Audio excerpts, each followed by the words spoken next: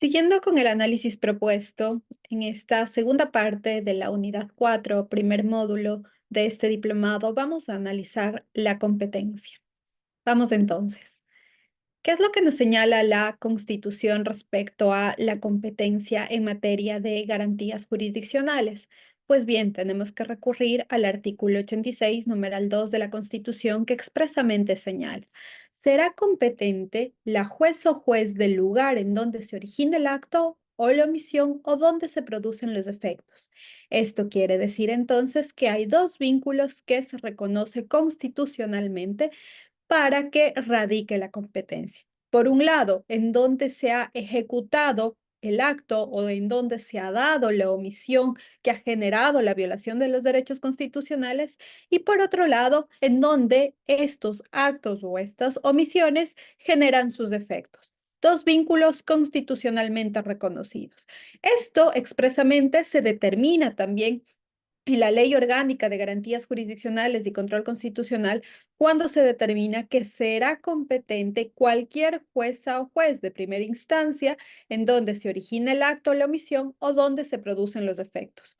Cuando en la misma circunscripción territorial hubiere varias juezas y jueces constitucionales, la demanda se sorteará entre ellos. Estas acciones serán sorteadas de modo adecuado e inmediato. En caso de que se presente la demanda oralmente, se recibirá el sorteo solo con la identificación personal. En estas acciones de habeas data y acceso a la información pública se estará lo dispuesto en esta ley. La jueza o juez que deba conocer las acciones previstas en este título no podrá inhibirse sin perjuicio de la excusa a la que hubiere lugar. La jueza o juez constitucional que sea incompetente en razón de territorio o los grados inadmitirá la acción en su primera providencia. La jueza o juez de turno será competente cuando se presente este tipo de acciones en días feriados o fuera del horario de atención de los otros juzgados. Entonces, efectivamente, la ley reconoce estos dos vínculos claramente determinados en el texto constitucional y los desarrolla. ¿Qué hay que señalar específicamente? Que la competencia entonces radica por estos dos vínculos que son importantes de justificar o de demostrar. Principalmente cuando estamos haciendo referencia al lugar en donde se origina el acto o en donde se da la omisión, pues claramente cuando se determina en el contenido de la demanda cuál es el acto, también se señalará precisamente en dónde se ha originado este acto y queda cubierto este requisito o este vínculo de la competencia en razón de en dónde se origina el acto o la omisión de la que está generando violación de derechos constitucionales. No obstante de aquello, siempre va a surgir la duda y va a resultar interesante analizar respecto a cómo debe entenderse en dónde se producen los efectos. Y para eso precisamente es que la jurisprudencia de la Corte Constitucional ha ido desarrollando una serie de criterios bastante valiosos para entender cómo debe interpretar el juez constitucional en dónde se producen los efectos. En el caso 845-15P/20, una acción extraordinaria de protección que llega a conocimiento de la Corte Constitucional respecto a una acción de protección en la que se había alegado violación de derechos constitucionales por un acto que había sido emitido en Quito. No obstante de aquello, esta persona tenía su residencia en Esmeraldas y presenta la acción precisamente en Esmeraldas, habida cuenta de que él, al ser un trabajador y tener su residencia, su domicilio en Esmeraldas, creía y consideraba que la competencia en Esmeraldas estaba totalmente cubierta. Y en efecto, la Corte Constitucional así lo determina cuando, por ejemplo, en el párrafo 29 dice al respecto: tanto el juez de instancia como los conjueces de la sala justifican su accionar en razón de que el acto declarado violatorio tiene efectos de carácter nacional y por ende es competente cualquier juez constitucional en atención a lo determinado al artículo 86 de la Constitución de la República del Ecuador.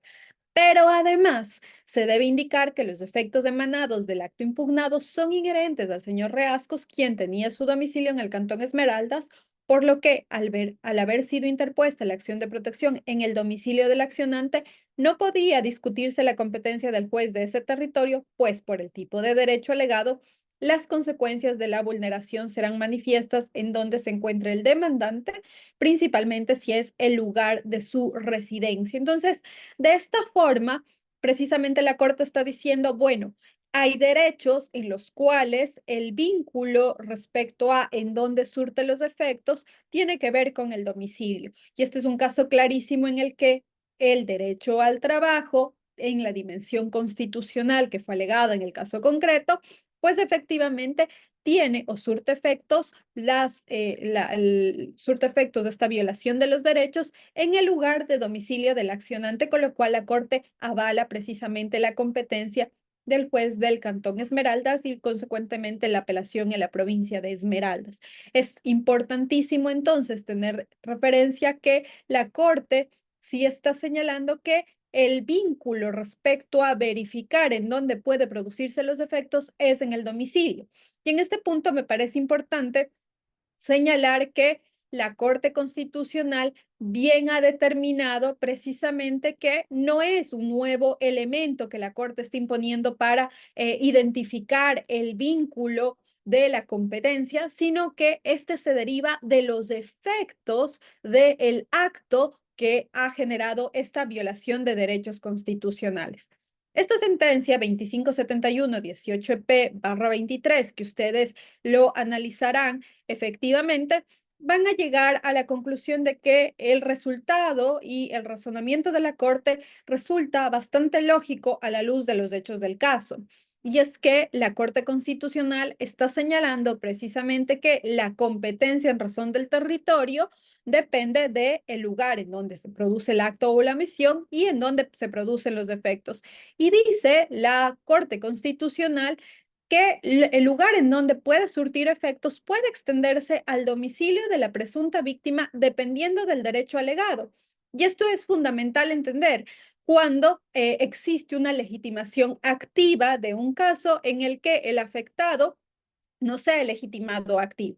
Es decir, el vínculo para poder determinar en dónde producen los efectos siempre será en relación a la víctima, no al legitimado activo que no es víctima. Y efectivamente esto es lo que la Corte está diciendo. ¿Puede extenderse hasta el domicilio de quién? ¿Del legitimado activo no víctima? No, de la víctima. Entonces, en este caso, la Corte Constitucional ya establece un parámetro muy claro respecto a hasta dónde se extiende la competencia en materia de garantías jurisdiccionales. Y dice la Corte, esto por cuanto el trámite de las garantías jurisdiccionales debe ser sencillo, rápido y eficaz, y además deben evitarse barreras injustificadas que limiten el acceso de dichas garantías. El caso concreto tiene que ver con una acción de protección que fue presentada por un agente policial que consideraba que en sucumbíos había competencia, habida cuenta de que se habían presentado dos acciones anteriores en sucumbíos y habían sido estas declaradas procedentes. Pero esta accionante del caso 2571-18P/23 no tenía ningún vínculo con Esmeraldas, no radicaba en Esmeraldas, no estuvo prestando sus servicios en Esmeraldas. De hecho, se demuestra que el acto administrativo que consideraba violatorio de sus derechos, la resolución de la Comandancia General, se emitió en Quito y que además ella tenía su residencia en Quito.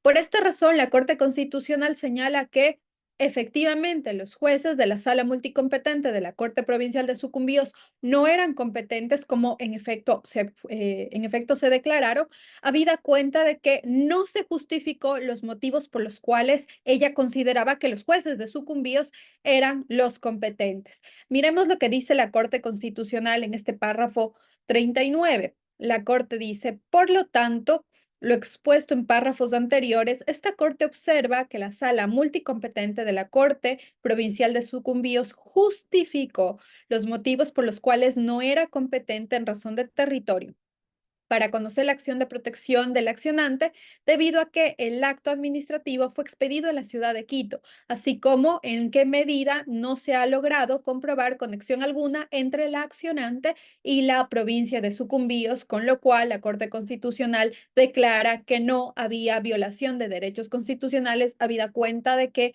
efectivamente no había competencia de esta sala para conocer la acción.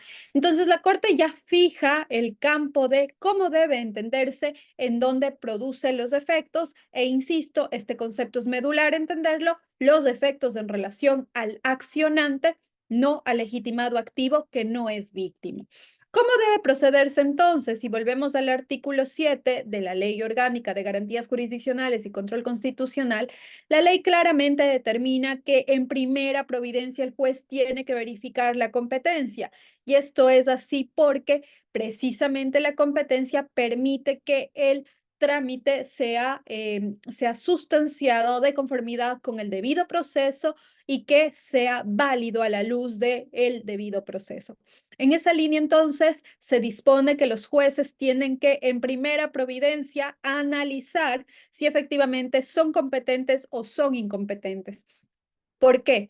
Porque si se declaran incompetentes, el accionante slash víctima guardan para sí el derecho, la oportunidad de presentar la acción en donde sean competentes. También la Ley Orgánica de Garantías Jurisdiccionales y Control Constitucional establece algunos criterios fundamentales a la hora de entender las garantías jurisdiccionales, que probablemente esto se modifique con las reformas a la Ley Orgánica de Garantías Jurisdiccionales y Control Constitucional, producto de la enmienda de la Constitución que sufrimos en abril de este año. Y en esa línea dice la ley orgánica que no habrá posibilidad de inhibirse por parte de los jueces, esto porque a día de hoy todavía todos los jueces son considerados jueces constitucionales hasta la creación de los jueces especializados en materia de garantías jurisdiccionales. Es decir, a día de hoy ningún juez puede señalar que al tratarse de materias constitucionales, este no es competente. Insisto, la ley claramente determina que esto no es una posibilidad. No obstante aquello, los jueces, también dice la ley, sí que pueden presentar la excusa a la que hubiera lugar, sí que pues ellos consideran que existe algún motivo por los cuales ellos no pueden conocer la causa y deben separarse del conocimiento de la misma. Esto también es supremamente importante para asegurar la imparcialidad del juzgador en materia de garantías jurisdiccionales.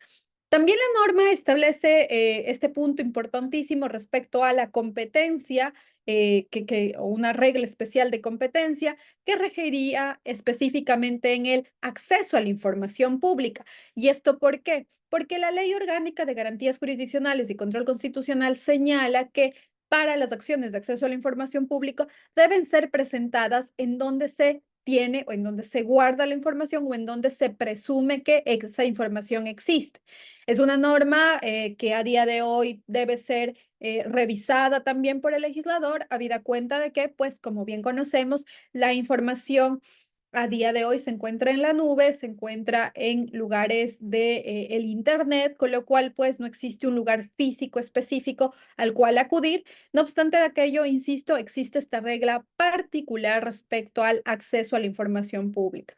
Y aunque el artículo 7 dice en las acciones de habeas data y acceso a la información pública se estará lo dispuesto en esta ley, en el caso de la habeas data no existe norma específica respecto al de la competencia, con lo cual pues nosotros derivamos, concluimos que rige la norma común del artículo 86, numeral 2, así como de este artículo 7 de la Ley Orgánica de Garantías Jurisdiccionales y Control Constitucional.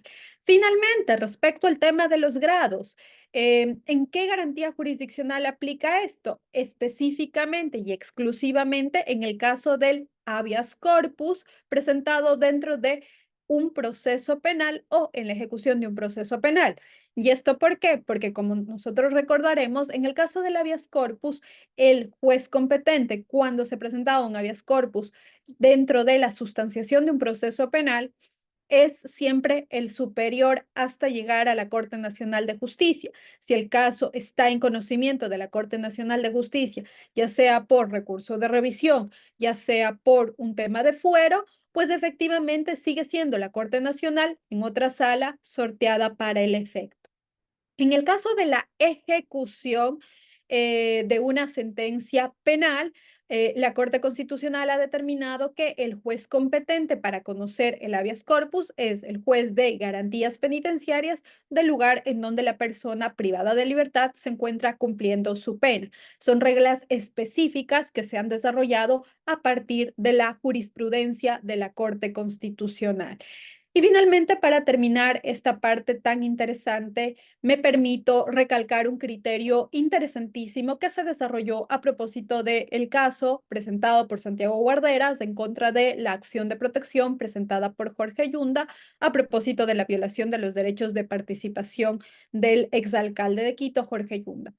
Recuerden ustedes que uno de los argumentos de esta acción fue precisamente que se ponía en entredicho el sorteo que se había realizado para que radique la competencia en la jueza de primer nivel.